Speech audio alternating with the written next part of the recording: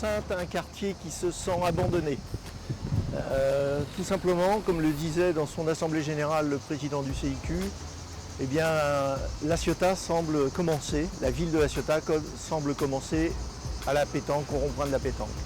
Jusque-là, à Saint-Jean. Car on se sent complètement perdu. Depuis Noël, il n'y avait pas d'illumination de Noël. Arrive la saison où il faut arroser les plantes et tout. Vous voyez, plus de décoration, plus de corbeilles, plus d'arrosage automatique.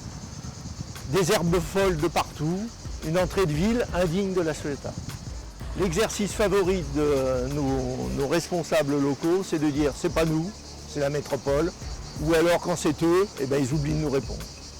Alors concernant l'avenir de cette place, nous sommes hostiles à un giratoire ou un toboggan, à tout ce qu'il faut. Il faut maîtriser la circulation qui est très importante et très dense à proximité de la place, mais pas défigurer cette place.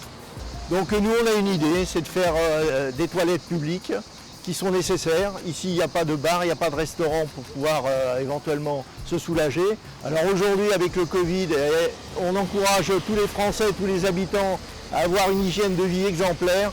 Eh bien la solution ça serait peut-être des toilettes publiques.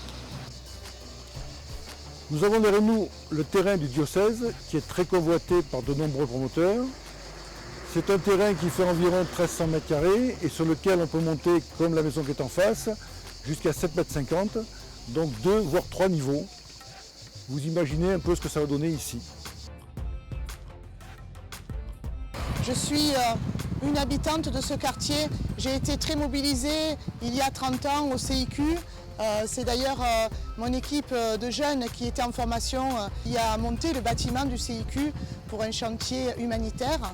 Et je regarde avec désolation tous les jours quand je passe devant ce qu'il reste de ce magnifique terrain qui était le terrain où j'avais fondé les Jardins de l'Espérance.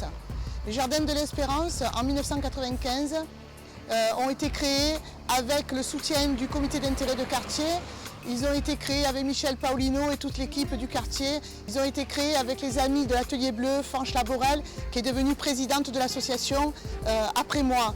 Eh bien, voilà ce qui reste de ce magnifique jardin.